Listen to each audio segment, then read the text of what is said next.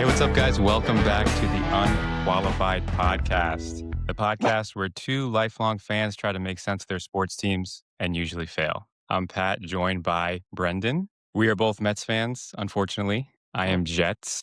He is Jaguars. We actually talked about his Jaguar fandom last week and how that came about, so go back and check it out if you're curious. I am Islanders. He's Devils. I'm Knicks. He's Nets, and he's repping the Nets today with the throwback hat. I love it.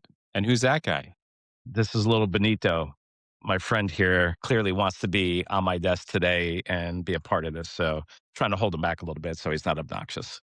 But yeah, little buddy here just want to be a part of this. I love it. I love it. So let's get into our baseball team, pal. It's been a brutal week. You know, they dropped 2 or 3 to the Diamondbacks. It's been a rough homestand this week. Arizona for 3, and then obviously following up with the Athletics for 3, and the great return of one Jeff McNeil. Yes.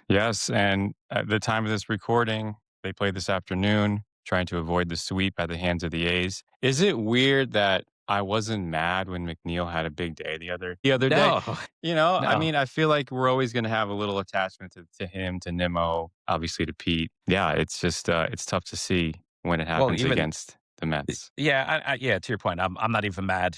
Pete could play us, and if he wants to get hit 3 or 4 homers, whatever, it's fine. They deserve it. Even like last night watching highlights of Nimmo hitting 2 off the Dodgers. I mean, to me, I still want them to succeed, do well. And again, they were longtime Mets that I think still, whether it's you or I or, a large portion of the Mets fan base are still attached to. And again, when they succeed, it's nice to see. And watching McNeil versus how Simeon started for us, again, it's a little bit painful, probably extra painful at this point for a lot of us. It is.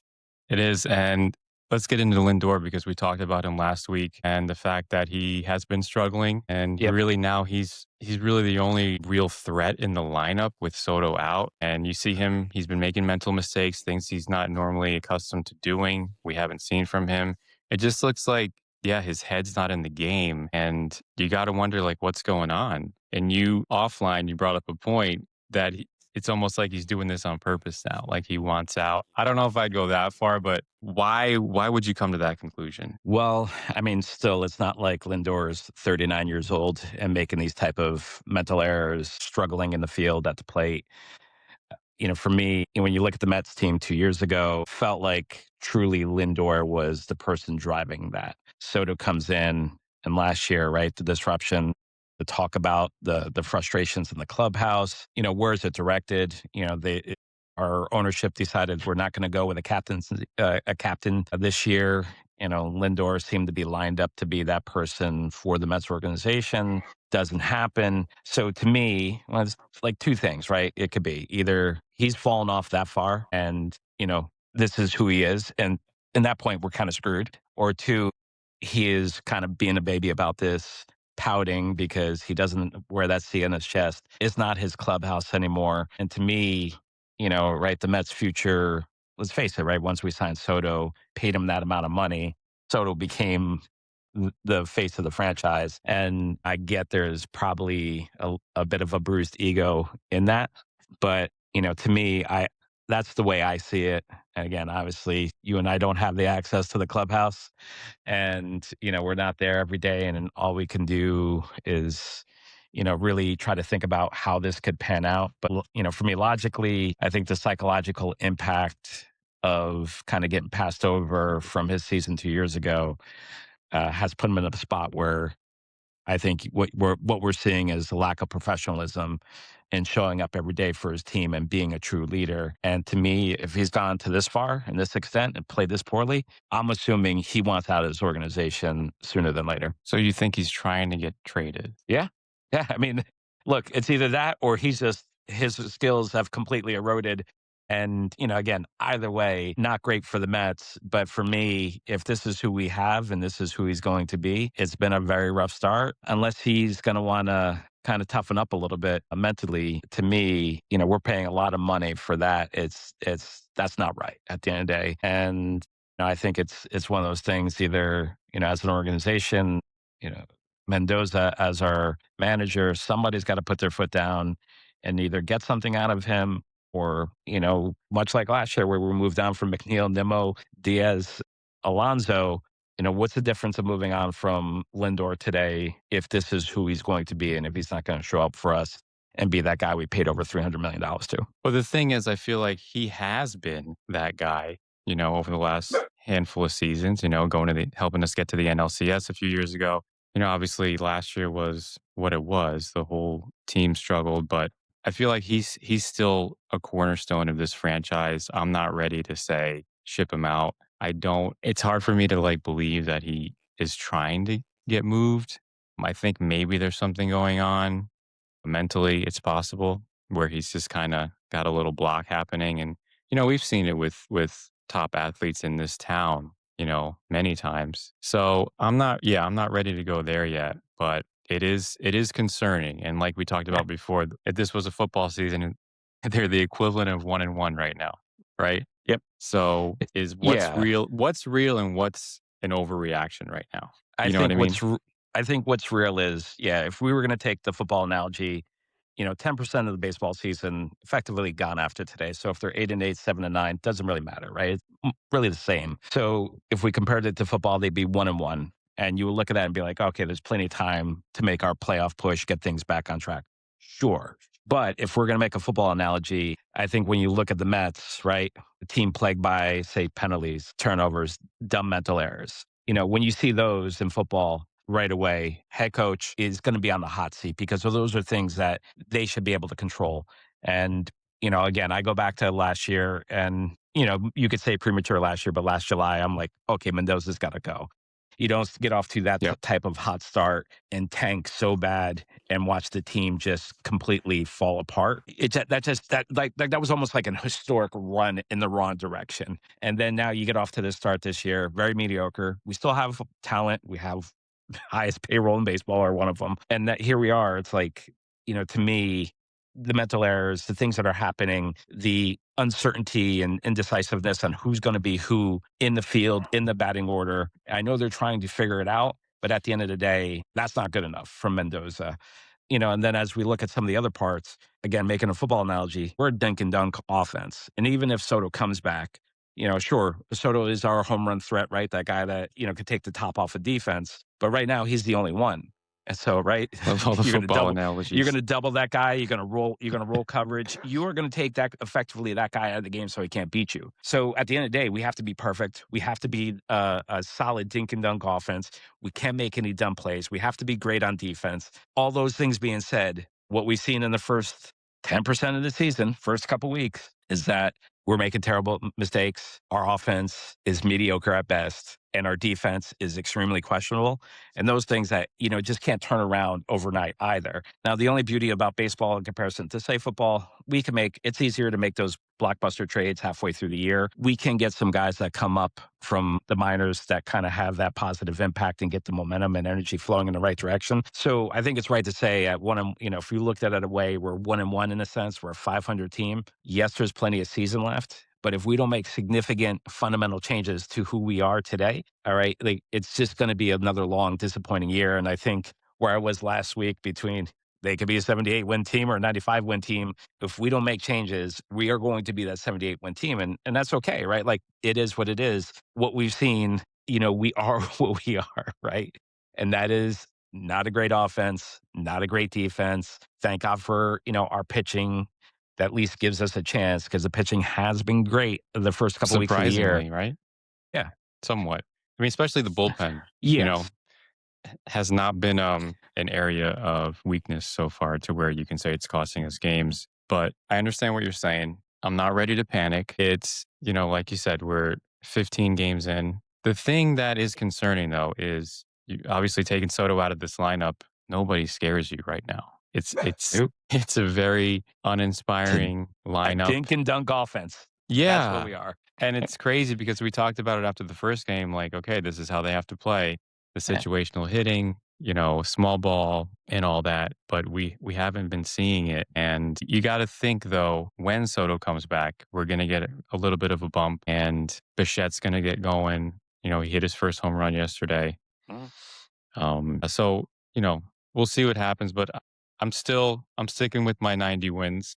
I'm holding Yeah. strong. Yeah. Uh, No, I mean, and that's okay, right? We have enough talent to win 90 plus games. We simply do. yeah, The problem is, and again, I don't think it's panic to think about the things that have to change because at some point, whether we address it at the All-Star break or address it in the offseason or we do it today, doesn't change the fact that this has to happen, right? There is a problem with Lindor. And then unless he wants to show up and be that guy, I can live with a slow start at the plate. That's a lot easier to excuse. The mental errors on the bag, on the bases, the mental errors in the field for somebody of his caliber at 31, been playing this long, that's inexcusable. So to me, I think it's a matter of will he show up?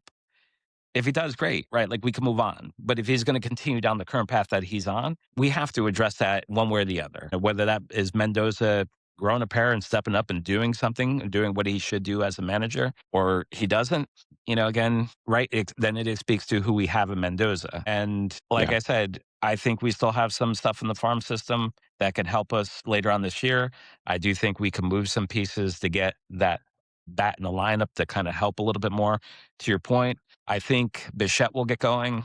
The question is, will Lindor decide he wants to be that guy and be that professional for the Mets or not? And, to your point, Soto, yes, Soto coming back to the lineup will help. But the problem is teams can take the bat out of his hand in a vast majority of the situations. And that's what they're going to do, right? Much like I said in football, they're going to double him. They're going to roll coverage his way. They're going to do everything to make sure that he doesn't beat you. And because we lost the pop that Pete had, and if, Vientos can figure it out or not, if we don't have anybody to protect Soto in the lineup, right? So we paid Soto all that money. And effectively, we could say, this year, we're definitely not going to get our money's worth because he simply can't provide it. And he's not going to provide it in left field, right? Like, I'm yep, not expecting him to show up to be a gold glover. So, again, I don't think it's panic. I think you just have to be logical in the approach. Clearly we're willing to spend money. Clearly we're willing to go out and do things. I think you're going to have to make two very hard decisions on how you want this to look going forward. And that's between Lindor and Mendoza. If you can figure it out, great. But if you can't figure it out soon, what does it hurt to move on today as opposed to waiting, you know, 6, 7 months down the road? is this a situation where the manager has to pull him into the office and say, just have a one-on-one and be like, ask him what's going on and what he wants to get out of this season? Because like you said, it's trending in the wrong direction. And he's right now, I mean, we can parse words or whatever. He's the leader with Soto Yeah. out. I mean, Yeah. he's been the leader for years now. So yeah, it's gonna be interesting to say. I think like the thing is like the product right now, it doesn't pass the eye test. We see it on a daily basis. We see what's happening. Who's the first baseman here, really? I mean, you got Yeah. 3, 4 guys playing first. Like you said, the mental mistakes. An old baseball coach told me once, you don't win by making the spectacular plays. You win by making the routine plays consistently. And they're just not doing that. They're not making Yeah. the routine plays and they're having those lapses. They're not hitting. So yeah, the product looks bad right now. But to your point, I think things will kind of shake out as we go on. I'm hoping they do. And this team starts to form an identity. The positive side is, like you said, the pitching minus Peterson, who's kind of continued from last year's second half debacle. I don't know what's going on with that guy. It's perplexing. I mean, Ye- we kind of saw with Manaya, right? Like just kind of falling off that cliff. And Peterson, I mean, he had the one good start, but then he's had two kind of clunkers so far this year. So it's hard to Yep. say, okay, it's a continuation of last year, or is this just what he is now? Yeah. I don't I mean, know. again, I don't, I'd look at his spot in rotation as temporary, right? Like to me, I still think once you turn the season over, like past the All-Star break, to me, Nolan McClain is our best pitcher. And Oh yeah, we should treat him as such. He's our ace and he's going to be our ace for the years to come. I think like, past the All-Star break, you turn to him as the number one, Peralta number two, and then we kind of have to figure it out from there, right? Like I'm happy putting Holmes, third in that spot, and once we get to like past the All Star break, does Manaya kind of get his, some of the life back in his arm? Does Tong make that jump finally? I know he's struggling a little bit in his first couple AAA starts, but again, it's hard to always tell what that looks like. Is he working on certain pitches, and is that why they're hitting him? Could be. So with that being said, I think we're a little bit stuck in the current spot with Peterson for the next couple months. And, I think that's the challenge, right? I don't think we're ready to bring Tong up. I don't think Mania has the life back in his arm. And, at that point, I think, we just have to get through these next few months, getting the most out of Peterson, hopefully taking a little bit of pressure off of him from an offensive perspective, because clearly, we can't, you can't have, our pitchers feeling like they have to go out and throw, 6 innings, 7 innings of, one run or fewer type of baseball. Now that is a lot to put on the pitching staff as is. So hopefully it's a little bit of a product of the early days in a inept, we'll say, offense. But to your point, I get where you're coming from. I just think the way this has been set up today, we're going to have to kind of ride through this for a little bit longer before we can actually, make, I think, some reasonable changes. Yeah, 6.1 ERA and a 1.84 whip. Yeah, Not good. not But stellar. yeah, no, I'm fine, kind of like you said, writing this out. I don't think right now there are big changes to make. I mean, what are you going to do? Yeah. Like you said, Tong, you can't bring him up. Like, you want to send Benj back down? What are you doing? Who are you bringing Yeah. back? So I don't know. They're in a tough spot at the moment, but I think based on the body of work and the back of these guys' baseball cards, it's gonna they're gonna eventually get to where the level that we expect, guys like Bichette, Lindor, you know. Yeah, I think Bichette will get there. I think we're in a tough spot with, to your point, with Carson, that you might just have to ride it out a little bit. Why not? They can. I mean, Well, they can. Also, I feel like they have no choice. right, So, right. I Yeah. mean, you might as well figure out what you have in him. I understand Mhm. there's a part where you don't want to ruin his confidence, but also you could look at, say, like Ronnie as an example. When I see Ronnie in the field, I can't, like, I struggle to understand why he's not playing much, like why he can't be an everyday contributor. Yeah. Watching him struggle at the plate, and it just, he seems like a kid with a world of talent, but at the same time, it doesn't matter what the sport is. Confidence is everything. And again, I want to be sensitive to that with Benj, to say, like, we don't want to destroy him, but I think however the organization treats him, works with him day in and day out, on his hitting, just trying to always be in his ear, trying to keep him confident, trying to keep him feeling good about what he's doing is going to be important, because at this point, right, we are in a very tough spot. Because again, we could look, to your point earlier, we look at the four corners of our defense, and it's a bit of a disaster today. And it's a lot of rotation. There's a lot of things happening. And again, I know the Soto injury kind of adds a wrinkle to it, but between first, between right, between left, and kind of what we're getting, to some degree out of Bichette, who I don't think historically was an amazing shortstop. But yeah, it's a very interesting place. And, there's a part of it where we're just going to have to ride this out a little bit. And we're going to have to, like I said, dink and dunk our way, play flawless baseball in terms of eliminating those mental errors for us to have a chance to get to that point of the season where we can make some shifts in the lineup. We could go get some of that talent to add to add a little bit more depth to the lineup, and who's out in the fields. Yeah, it's an interesting start to the year, but we're not eliminated yet. So there's that. You got the Dodgers and the Cubs next week. Doesn't All on the get it. road. Yeah, Yeah. we were talking last week about the early schedule. Suddenly it's not. Yeah. So this is a tough week. And then we bounce back with teams Yeah, that are yeah, but beatable, right? to go against your initial point about the schedule, we thought this week would be easy, right? Yeah. No. D-backs, A's, man. Like, we don't know. You don't know Yeah. with this team week to week. So if they're sitting here in a couple weeks, 12 and 20 something, I mean, like, do you just continue? Like, I think, at what point do you think? Well, obviously Uncle Stevie's making the call, but Stearns is probably leading that with sign off from Uncle Stevie in terms of yeah. the manager's job security. Do they have to get like 10 games under 500, 15 games under 500? Is it? what I don't want to think about it too much, but like, what is it going to be to where it's like, okay, I've seen enough with this manager. We got to do something. Yeah. Like I said, I mean, honestly, and again, I understand why it could seem absurd to say today, but if they showed up tomorrow, if they lose today, they show up tomorrow and he's no longer the manager, I'm completely fine with that. I think honestly, the sooner you rip this Band-Aid, the better. Who's taking over though? I mean, we can what's our buddy off the bench that we placed in there who's is supposed to be the replacement as we go? I'm sorry, I'm blanking on the name, but Yes. at the end of the day, it doesn't matter. Like we somewhere, somehow a message has to be sent. I think in the pecking order, right? Again, obviously, I think you understand where I'm coming from, Mendoza and Kai? Lindor. You talking about Kai, Yeah. Is that the bench coach? the bench Yeah. coach we brought in, right? Yep. So in the pecking order, I still would place him Mendoza, then Lindor, right?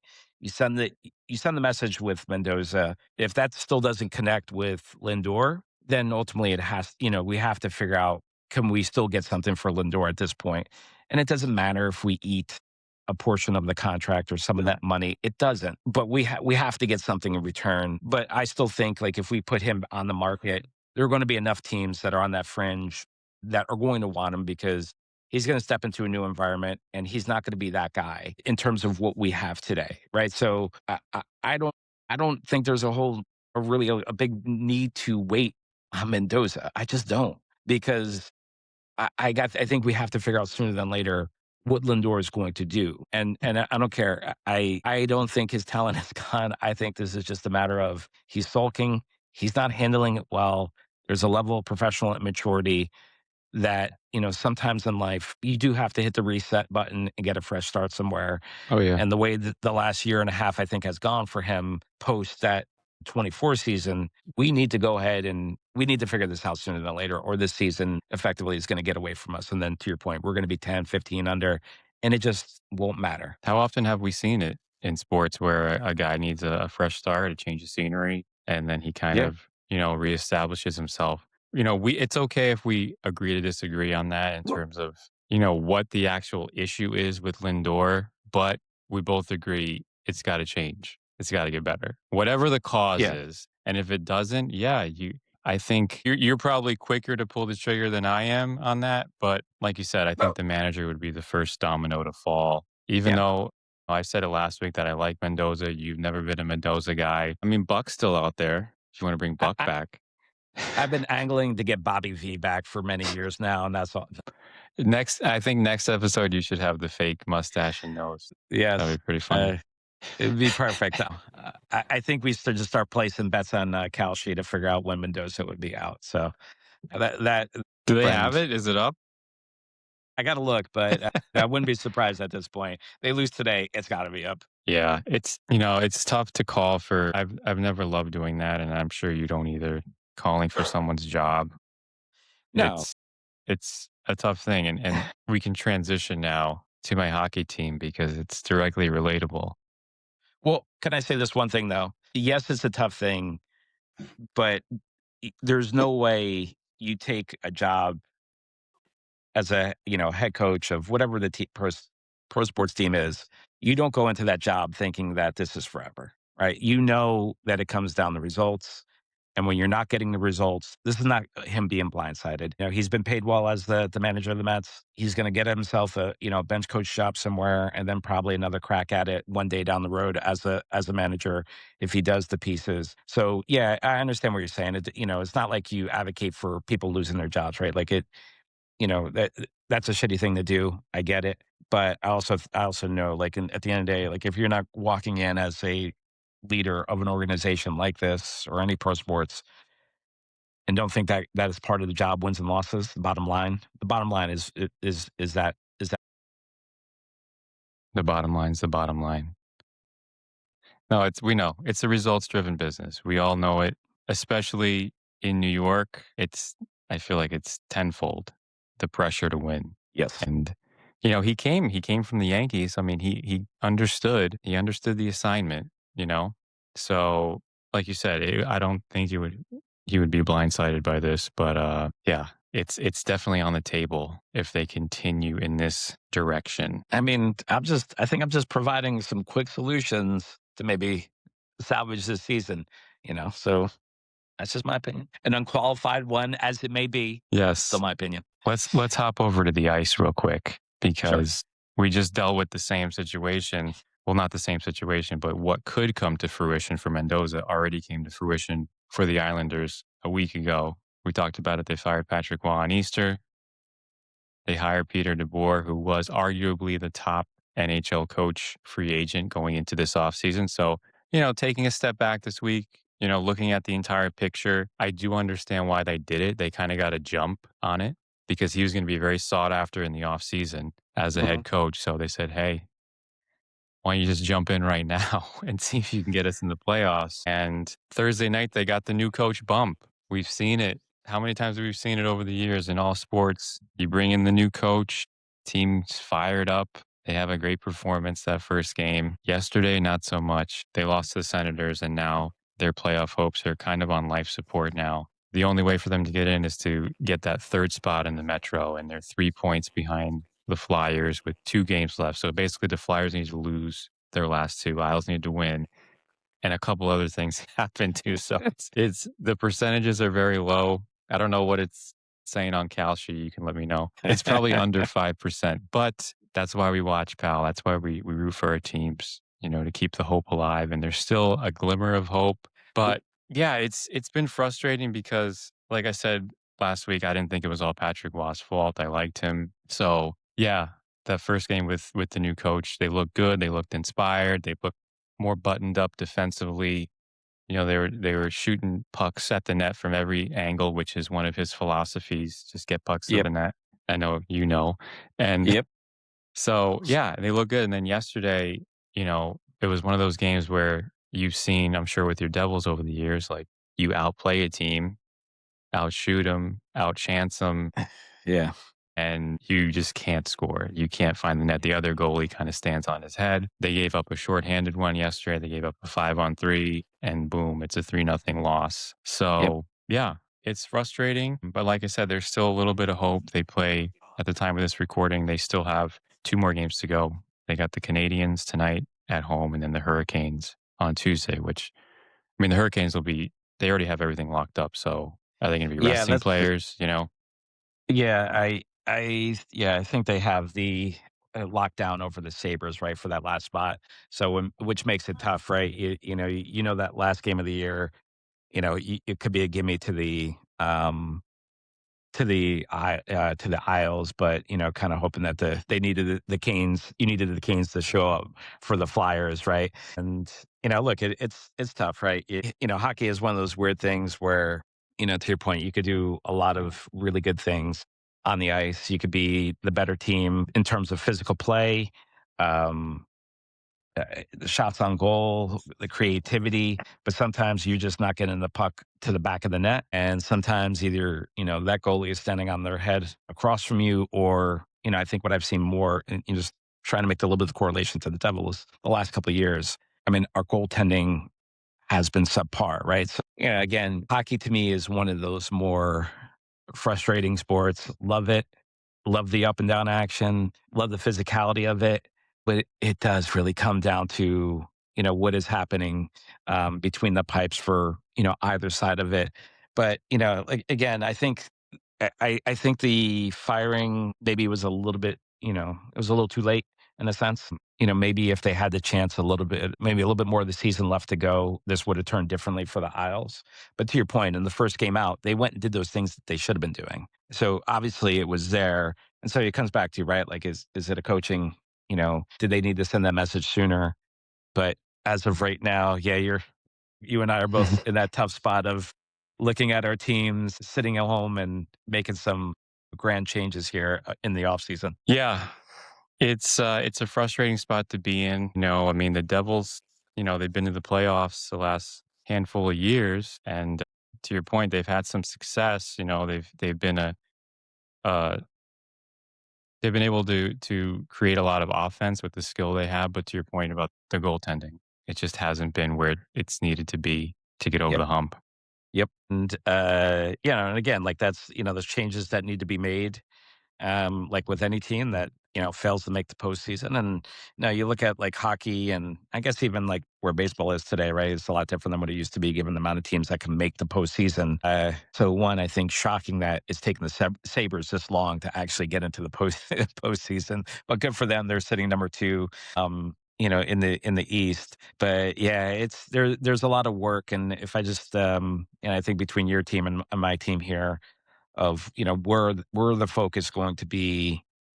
I think there's some organizational changes for the Isles and Devils, right? I know the Devils are looking at maybe bringing this man in, Wow.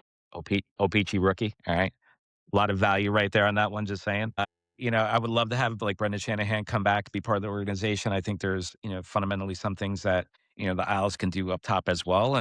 And look, they're both playing a tough market. They have to win. And at least our teams, when it comes to that realm, it's been a little while, and longer for the Isles than the Devils. But we have cups, right? We have cups, so it's important. We have the fan base, we have the following, we have the support. And You sometimes guys you're have just been the going to have best to go. team in this area for basically the last 30 years. If you look at it, the success, I Yeah, mean, yeah, it's not even a debate. Since the Rangers won that yeah. cup in 94, the Devils That have damn game 7, Stefan Matteau and overtime. Matteau. Yeah. Gross. But since then, Nothing since that point, since then, yes, and that since that yes. point, yeah, and, I think, Marty had a big hand in that, and us being, that great of a team for that long. And again, it's our Achilles today. We just do not have the goaltending that to carry us. But either way, same thing for both fan bases, the Isles and Devils, and Rangers too, of course. Right, like all three teams have a strong following. All three teams have their own history, and in the end, you play in a tough market where you got to go make some of those big time decisions. And, whether it's, you making that decision to fire Patrick Waugh, like right at the very end of the season, if we're, as a Devils organization, able to bring in the Brendan Shanahans to help us run this organization in the right way, hopefully. I think you just kind of have to go do it and make the best of it. And at this point, all I think about is getting Brendan Shanahan to the Devils, but also getting the third Hughes brothers. I want to collect them all. It'd be nice to have the third one. And, so I don't hate some of the recent talks of, or, some of the, projected trades that you see out there, Nico Heischer, Quinn Hughes type of deal. Let me tell you, I'm on board. And who's been better since getting the golden goal in the NHL? Nobody. So, Jack, got to support that kid. Yeah. Do you think though the idea of Shanahan is like kind of this romanticized like fairy tale, and that it wouldn't be the reality wouldn't match maybe what it is actually going to be? Because he was with Well, he look, was with Toronto, right? yeah. We got to look at his resume here. But you know what I mean? Like when an when an old player comes back, either in a coaching or admin role with that team that he has success with, sometimes it doesn't always live up to what you hoped it was going to be. Yeah, and look, he was with the Devils in the early part of his career. I think Right. he gave us 4 seasons before he moved on. And I think most notably, people think of him probably as a Red Wing more than anything else. But he was again somebody we drafted, somebody that spent the early part of his career with us and finished his career as a Devil. Hmm. And I think '09 it was. So, from that perspective, of course, right? Like sometimes it works, sometimes it doesn't. But, with that being said, maybe he could be like my Jerry West. I don't know. Maybe, maybe not. But yeah, I'm willing to take the chance on him, which again, it's not really much of a chance, I think. I know he Hmm. didn't have the success that maybe he would have wanted with the Maple Leafs. But again, in the hockey world, that is one of those places where the pressure to win is far greater than maybe anywhere else. And much like New York sports, Toronto hockey, Montreal hockey, right? Like those places, the amount of pressure to actually win there is just so high that you can understand why it doesn't happen. It was great on Thursday in DeBoer's first game with the Isles to beat the Maple Leafs, to beat Tavares, Pajama Boy, as we call him on the island. Yeah, it's always nice to beat Tavares. But to your point, like you said, that's a team that an organization that has such high standards, but yet they haven't won in how many years? It's been a long time for them. It really Yeah. has. So going back to Shanahan now, he Yeah. I was mean, the GM, right? Well, yeah. So, I mean, all right. So, if we kind of back up with Shannon's history, because I know we're touching on that and having some of that discussion this week too. I think about just his experience on and off the ice. I think if you and when you couple those things together, I think to me this is the right fit for the New Jersey Devils if we can make it happen, right? Like there's a lot of talk about it. It hasn't happened yet, but to me, I think for us as an organization, if we're gonna kind of turn that corner. We've had some good things that happened in the, post Martin Brodeur era, but we just haven't had anything to really kind of hang our hat on. We've had some up and down years. Kind of still struggling a little bit to kind of find what our identity is going forward. And to me, he is a devil, Shanahan, right? Like he was drafted by us. He spent his first like 4 years with us, finished up his career as a devil. Given that experience on the ice with the Red Wings and those great years he had there, and to be at the sitting on in that Maple Leaf organization, understanding the pressure and everything that comes with at least their brand of hockey. For me, this is feels like a no brainer for us, and maybe taking that next step into fully rebuilding in that era after you had your legends and those folks move on. Somehow the Patriots did this a lot faster than we did, which I don't like. But to me, I just want to see us as a group take that step. But I know it's kind of you're in the same spot now. To your point with your Isles, where the outside looking in still have that small chance to get into the playoffs. But I think for you and I, we kind of sit in a similar position with our teams. It's been a few years. We've seen the ups and downs of it. We got loyal fan bases. We're in a big market. What are we going to do to move this thing forward? For me, buy two ass this offseason, Shanahan, and bring in the third Hughes brother. What's your wish list if the Isles don't make the playoffs this year? Well, I think, they've got some guys who are getting up in age. Obviously, we talked about it last week with the GM bringing in, some older guys, some veterans, because he saw how the season was going and it was trending up. So I think he wanted to reward this core, this team, like, hey, let's make a run here. Yep. Hasn't quite worked out. So now you've got some older guys with bigger contracts, and there's going to be some tough decisions to make. I think what it comes down to is this last handful of seasons with them, they have not been good on the power play. They've been very bad. They need finishers. They need guys that could score, just put the puck in the net. It's a team of very high effort guys that have been together for a while, but they just don't have the scoring power that you need to sustain a winning team over the long haul. So I'm interested to see what he does. The GM, Matthew Darsh, it would have been nice if they made the coaching switch a month ago. If they, would have had maybe a little more time to get acclimated to this system and start playing a little faster, a little more defensively sound. And yeah, so was it too little too late? This is his first season on the job as GM. I think, there's a lot that remains to be seen. It's kind of been a mixed bag. The late season coaching shift, the trades that he's made. Like I said, he gave up some prospects, he gave up some draft Mhm. picks. So that's not necessarily setting the team up well for the future. I hear the pain in your voice, right? I think it's, the Isles truly having success. You might have been in diapers last time. I was. So, look, as a good pal to you, if you want any more washed Devils, I'm happy to trade those guys to you. I mean, they'll show up for you. That It first game, started a they'll get few that years goal. ago. Yeah, it started a Yes, few I years know. ago with Palmieri and Zajac, right? Yep, yep, And it was Palat this year? I know there's been a yep. couple other guys. Well, Lou's not Hey, in charge anymore, so hopefully that's not gonna continue. Man, yeah, it's tough, pal, and being just outside of the playoff picture, it's obviously not where you want to be, and it's not. We talk about it in all sports, like even in the NFL, when you're like 8 and 9, 7 and 10, you're right in the middle of the draft. There, you're kind of in no man's land.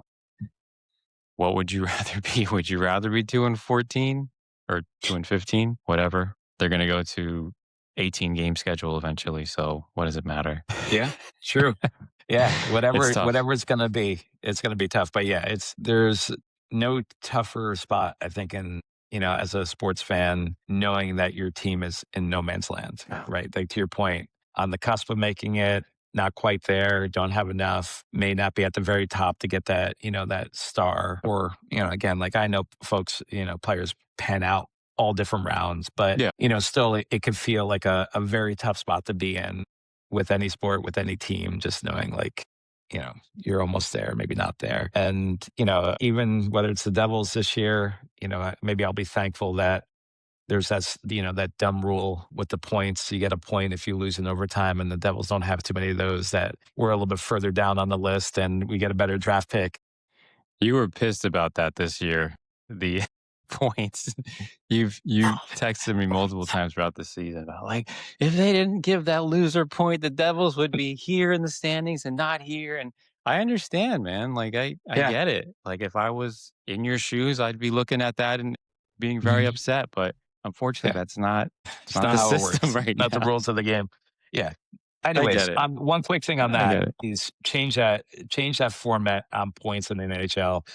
Look, I can live with 1 point for an OT loss if you move regular season wins to 3 points. If you Mm. don't, there's no if you're going to stay with two for a Mm. win. To me, there's no point of giving one for a loss. Regulation wins, you mean, right?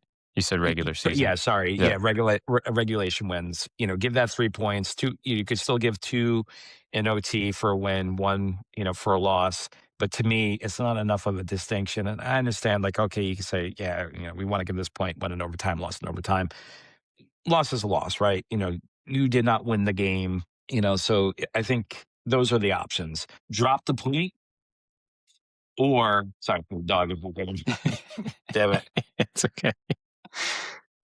he doesn't like other dogs. I can't help it. I Benito, Benito. Poor little Benito. This guy, he just wants to bark at every freaking dog that's out there. Look at that face.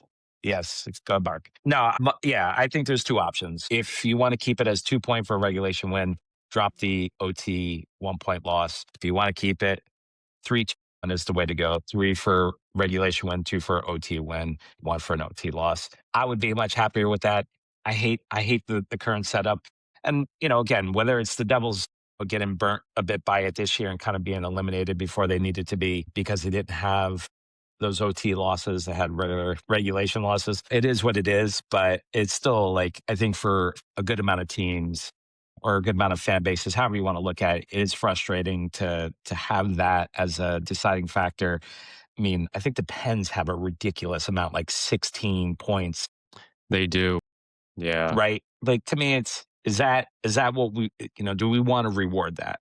And I Right. think the challenges in competition, you don't want to feel like you're leaning too hard and rewarding a losing team. And I know this does come up with the NFL when you get those division, historically where we've had division winners host a home game because they had a losing record, right?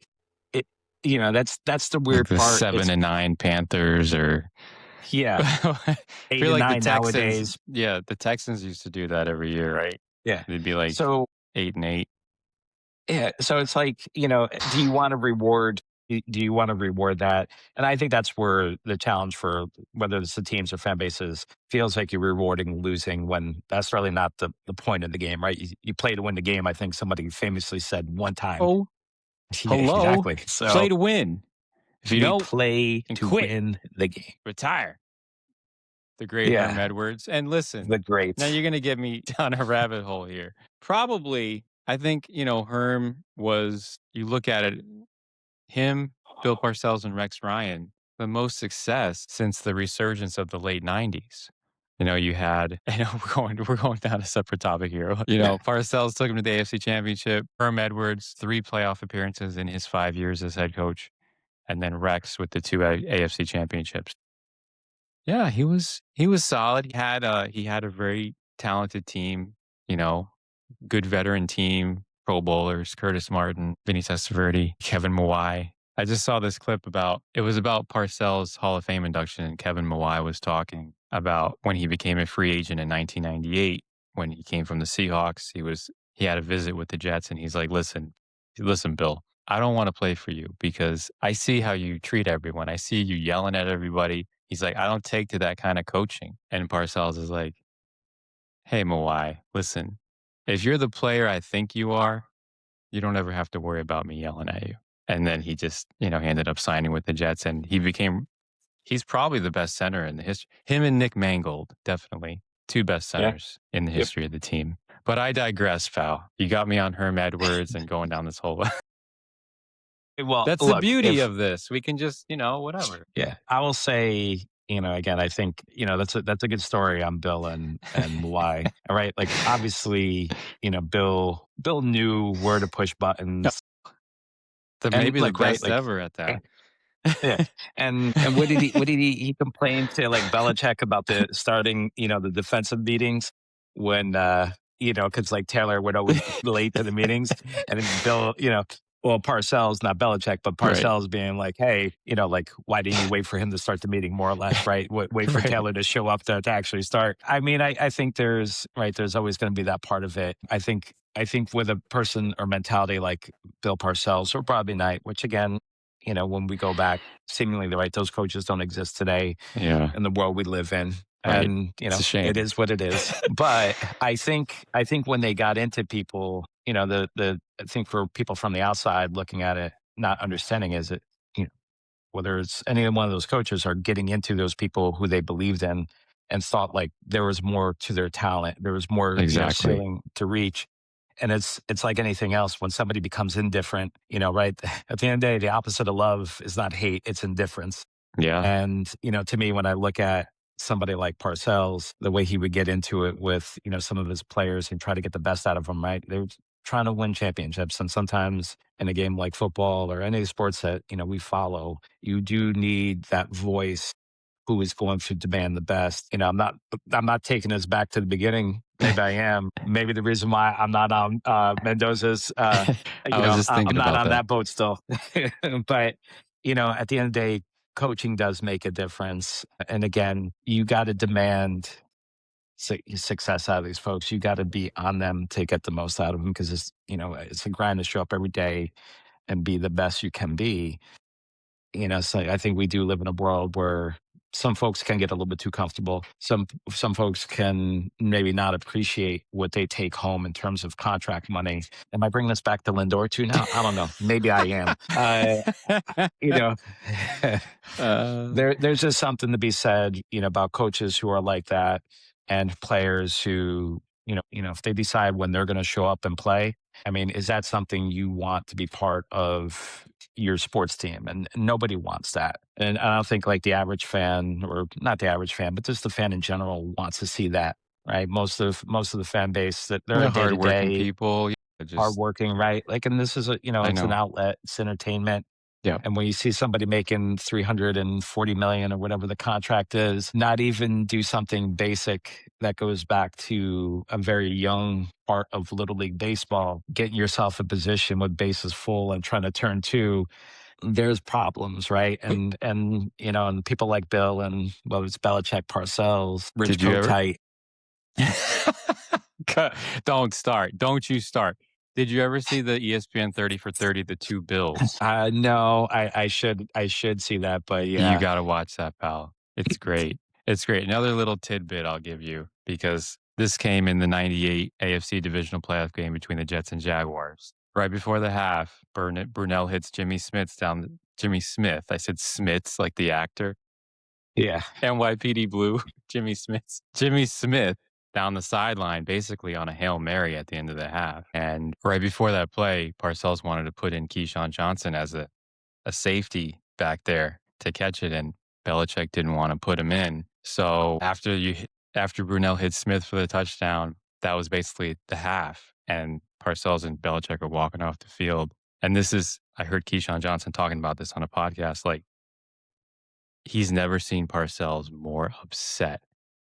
He was MFing Belichick, cursing him up and down all the way across the field into the tunnel. Don't you ever fucking go against what I say. Like, if I want to put in the player, you put him in the fucking game. And be that as it may, on the final play of the game, they put Keyshawn in. He gets the interception to cap off a great day. I know it was at the expense of your team.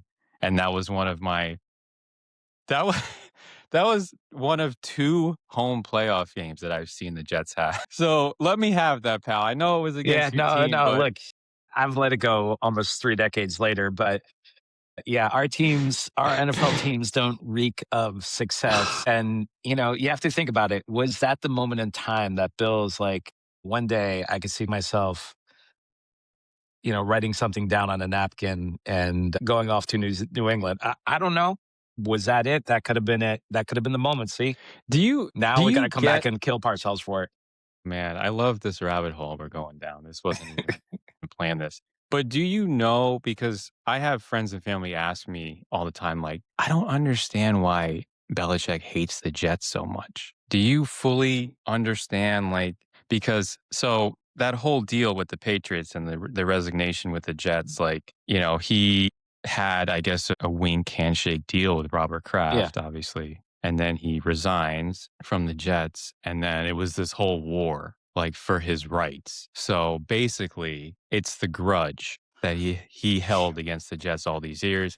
I forgot what it was, the the draft compensation that the Patriots had to give the Jets for Belichick. So I think it's that whole ugly kind of tug of war there at the end. And then also Spygate in 2007, where Mangini calls out the Patriots organization. So I think to me, it's the combination of those two things, those two ugly kind of moments that were kind of to me, that's where the hatred comes from, because Yeah. I don't see it any other way. Like he was employed by the Jets for 3 years. They had decent success with him, and he was in line to be the head coach. I mean, obviously he didn't want to take the job at that time. Woody Johnson was just about to buy the team. It was kind of like uncertain who was going to be the owner. So I get it. I get it from his perspective. Okay. He knew Robert Kraft from before. He wanted to take that job, but obviously how it all went down was just shitty but Yeah, it's a yeah, that's a tough one. Of again, like whether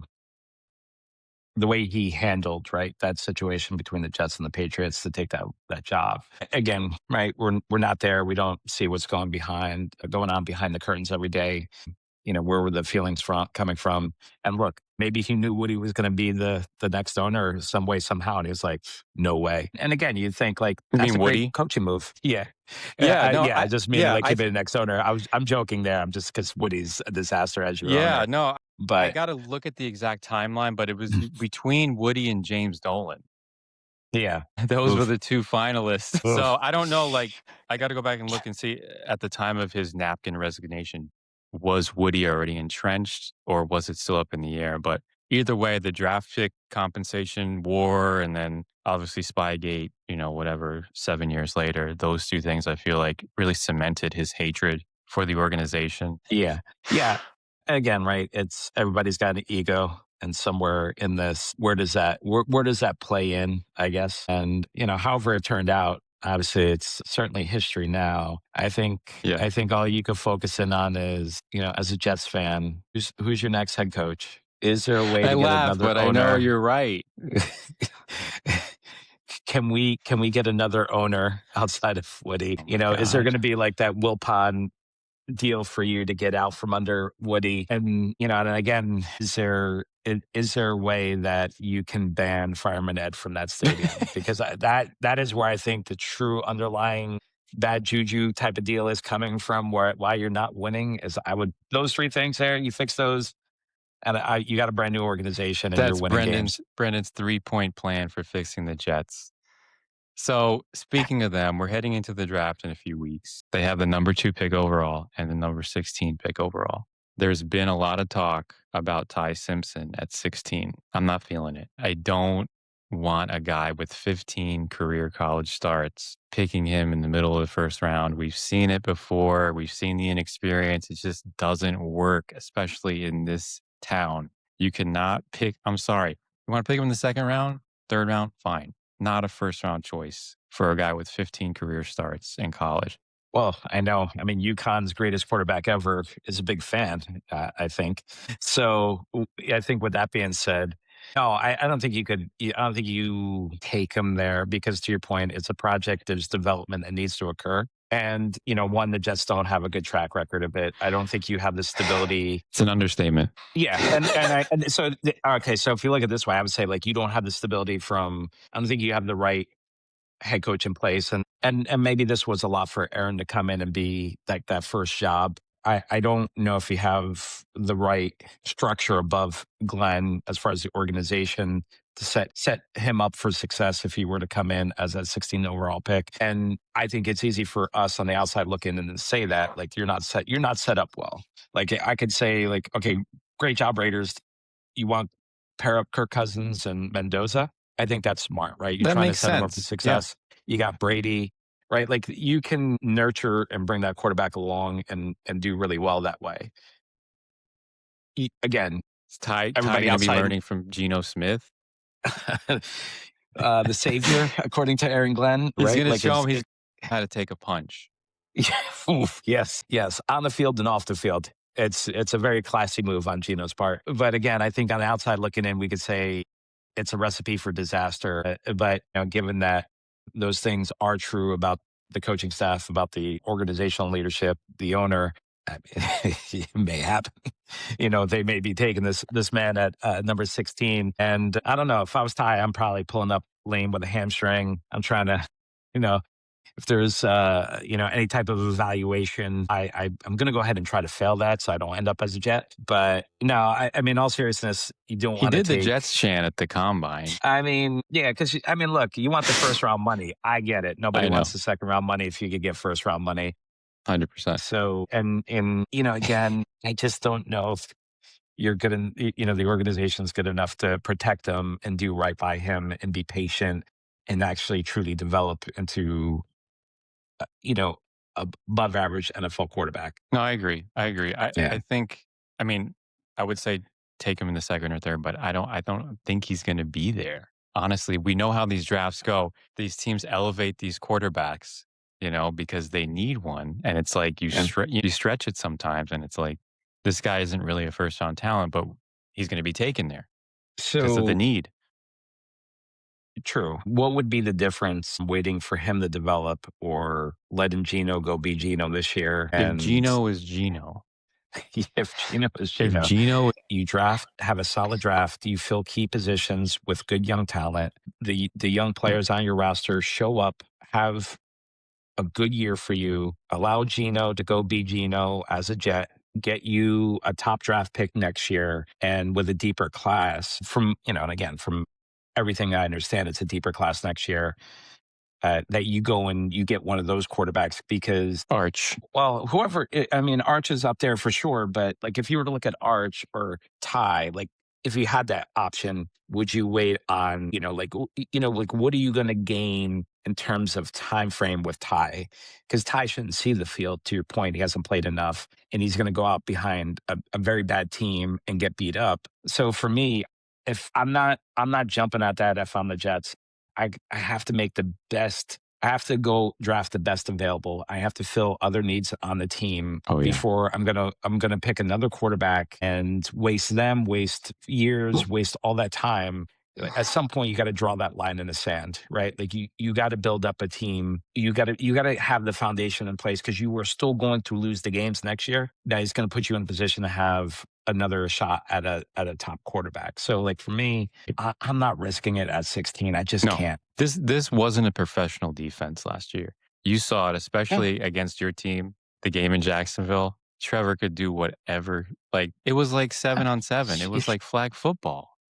It was embarrassing. Like that's why, obviously, at number 2, it's got to be the best defensive player on their board. You're hearing now they like David Bailey from Texas Tech because of that he's the most pro-ready guy to step in. Arville Reese is another guy, the Ohio State edge linebacker. And that's the thing with some of these guys. Like it's hard to say what they can project into. Like they're kind of hybrids. Like so, Yeah. how are you going to use them, and how are you going to maximize their skill set? But I feel like I don't feel strongly either way at number 2. Like just give me a defensive playmaker who's going to make an impact. Yeah, I agree with you 100%. That's what you're going to need. You need to draft the best available, and best available is going to be defense at that point. And still, like, when you get to 16, you need to draft the best available. You cannot take a project quarterback this year. You're not set up, your roster is not filled out enough to have a competitive year next year. So you're going to get another shot with maybe a deeper class. And, again, like I think I've heard so many times of, oh, if you believe in a guy, you believe in a guy, like you have to go do it. We've seen that enough, and we've seen it swing and miss a Oh, yeah. lot. And again, I understand no talent is as the true guarantee. Tony Mandarich, Jamarcus Russell, Oh, there are enough man. of these folks. Jeff Those George had a decent career at points. No, but point being is, like to me, if you want to win, like everybody has to like collectively be like 2026 is not our year. We're not going to be good in 2026, but we're going to build a foundation in 26.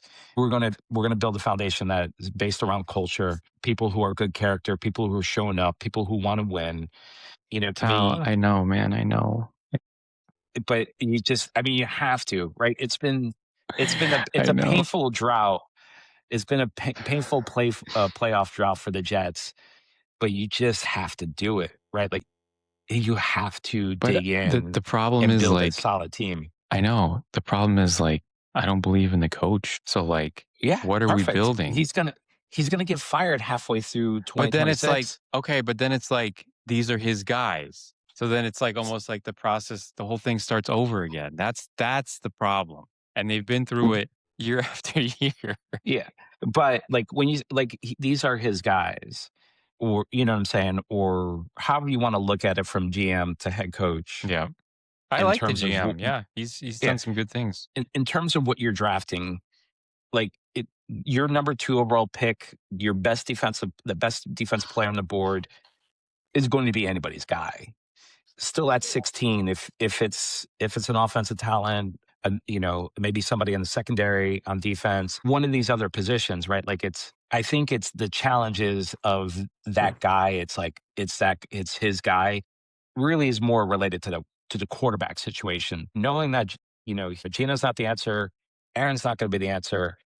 I would not invest any other capital in a quarterback unless you're getting somebody late in the draft who you think, yeah, sure, is a project. Somebody Yep. could be a good backup quarterback. Don't go the quarterback. Don't go a quarterback route early in this, and set up the future head coach for failure as well. If I'm the general manager, right, right, because you at the end of the day they both have to play for their job. But you could also take that up to Woody, and from his perspective, I would not want to go after unless Mendoza falls a second. Right, the Raiders don't pick him. Sure, like if they went for Mendoza, I would get it at that point. But outside of that, right now, there are going to be too many gaps, too many holes to fill. Get yourself and your foundation right, and build the team you want with the character guys. Build it inside out. Right, like every successful team, they're winning in the trenches. Get those non-sexy picks out of the way, and build the right way. And like I said, you're going to get halfway through the year. He's no longer going to be your head coach. You're going to set up. You're going to make it attractive for that next coach to come in and potentially maybe get yourself a name like the Giants did, right? Getting Harbaugh. Give yourself a chance to get either that young offensive coordinator or somebody who brings credibility. Again, right? Like it can happen. That's why I like the Giants move with Harbaugh, because it's kind of like that Coughlin tie to it, right? Of bringing Hmm. in somebody who had success and who has won somewhere else, and it could bring that stability and credibility. Yeah. But don't go in on the quarterback. Don't trade for Dexter Lawrence. Don't do that. Stay away from that. Listen, what you're saying, pal, is extremely logical and it's extremely smart. The Historically, the problem Jets are not is, neither of those things. listen, I really do appreciate it because everything you're saying is true. I'm just so beaten down and jaded right now at this point in my life with this team. I want to see the light at the end of the tunnel. I think you saw what Saleh and Joe Douglas were building. They built I thought was a really good defense, but they had no quarterback. So Glenn comes in and basically now halfway through the year last year he realizes that all these guys from Saleh, all these holdovers don't fit what he wants to do. So it's like, okay, gotta get my guys in here. So it's like, I've seen the cycle just continue, but I think to what you're saying, if it doesn't work out with Glenn, which we don't think it's going to, you can bring in that kind of CEO head coach like a Harbaugh Yep. who can kind of use the talent that he has to the best of his ability while also bringing in his guys that can be the ambassadors to the culture he's trying to Yeah. build. So that's the And best case and scenario. Yeah. Yep. and I would say, not to be unfair to Glenn, I think it was just a tough situation to come into. Yeah. Especially and And learning on the job too, yeah, like it's and hard. and I think for the couple years, like at least in this role, coupled with his time in Detroit, right, these things are going to be part of his foundation as in the future coaching, realm. Right? Maybe he surprises everybody, and they look a lot more functional this year, where I thought at times last year they didn't look functional Ugh, as a no, team. no. And so, again, like it's hard to, I think, in a football locker room, given the amount of people that you have on a team and the organization top to bottom, it's hard to turn around that narrative. And so where fresh starts will help, and where the experience will help them. And again, I would say this is more this is not as indicative as Glenn the person, as Glenn the coach. Not that he can be absolved from everything, but I think it's just a product of who and what the organization has been for so long now that, at some point, yeah, right, like, we've seen this, and like you get tired of continuously having to rebuild, but do it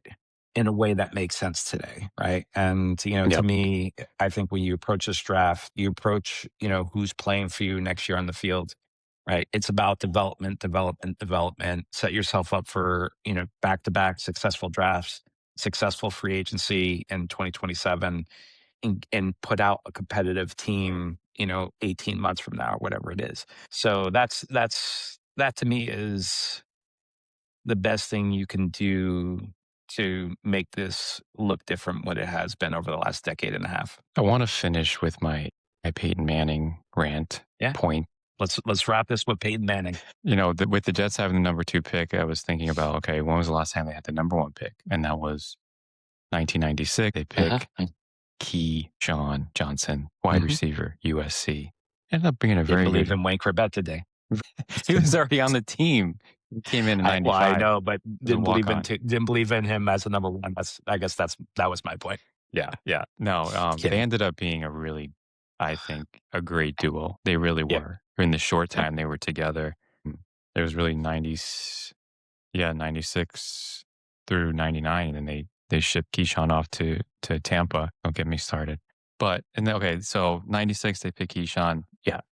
97, that was Parcells' first year. I wanna say they got James Ferrier in the middle of the first round, maybe towards the top of the draft. Gotta go look at that again. But there was talk that year, 97, with Peyton Manning, right? If he was gonna come out for that Yeah, year and he ended or up go staying. back, right? Yeah. Go back for his senior year. Is this a big circle here for you to be like, I'm disappointed we didn't draft Ryan Leaf? No. Okay. Just checking. I think, his representation in the NFL, like, the Jets, would he be picked by the Jets? And I think Parcells, I don't think he was able to say like, yes, for sure that you would be a number 1 pick, but I think the uncertainty made him go back, but also I think he didn't want to play for the Jets. I mean, they weren't exactly like lighting it up at that time. They were just coming off the Kotite era. Yeah. Parcells had just joined, obviously, and you knew brighter days were ahead. Still, in my mind, he spurned the Jets there. He didn't want to be drafted by them. So you fast forward now to 2012, he becomes a free agent after his neck surgery. He's being courted by several teams. He's making the rounds. Obviously, we know he ends up in Denver, but the Jets were hot to trot for him. They wanted him, Hmm. Sanchez, jeez, the whole other mess with him. We haven't even talked about him yet. He was coming off a very bad season in 2011, and I think, obviously, Woody and his ability to want to make the big splash. He wanted to pursue Peyton heavily, and he pretty much spurned the Jets. Okay, second time he spurns them. And then before the 2019 season, Woody's out being ambassador to the UK for Don during his first term, and Christopher Johnson is in charge of the Jets. He takes a meeting with Peyton Manning, and Peyton's like, let me tell you who you got to hire as your next head coach. His name is Adam Gase. And this guy is coaching to where football is going. This guy is an innovator. You're going to love him. So that's 3 strikes in my opinion, man. Like, now anything he says about the Jets, I don't want to hear. I have a lot of disdain for this guy. I know he's an all-time great, but he screwed my franchise 3 different times, pal. Hey, if you want to say I'm being overly dramatic, that's fine. That's how I feel. And I don't know what to say, man. I don't have any love for him.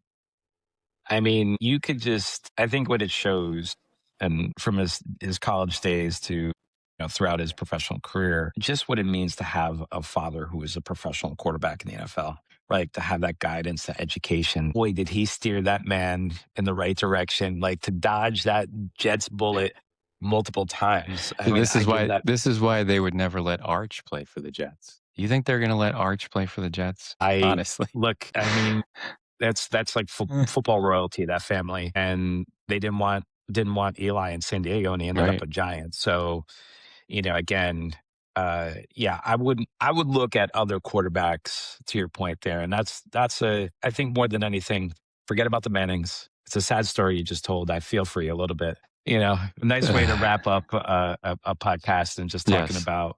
We've been all over the place how today. Yeah. Peyton Manning screwed you over 3 times as a Jets fan. Love it. It's the best possible way. So I think, pal, next week we want to get into the Knicks a little bit, kind of preview their first round matchup. We should know who that is, obviously, by then. This week you'll have the play-in tournament. Maybe we'll get into some Nets. They've been tanking all year, huh? Are you pumped for the draft? I see. I'm hearing a future of Giannis, being a Net. I'm looking forward to it. There's another disaster franchise. We're going to go all in on guys who are at the end of their career and give up all of our future, like we did with KG and Paul Pierce and that dynamic trio of Durant, Harden, and Kyrie. That both those times went fantastically well, right? I know it didn't work out, but at least you got to try. You were pumped, right? At the time? Hey, look, we're a dumb, I don't know, half-size shoe on Kevin Durant's feet there from actually advancing against the Bucks that year. Right. And maybe we would have been NBA champions. But that, my friend, big what if. It's another story. Pal, it's been fun as always. We covered a lot today, all over the map, and can't wait to do it again next week. Absolutely, my friend. This has been the Unqualified Podcast. Thanks for joining us, guys. We'll talk to you next time.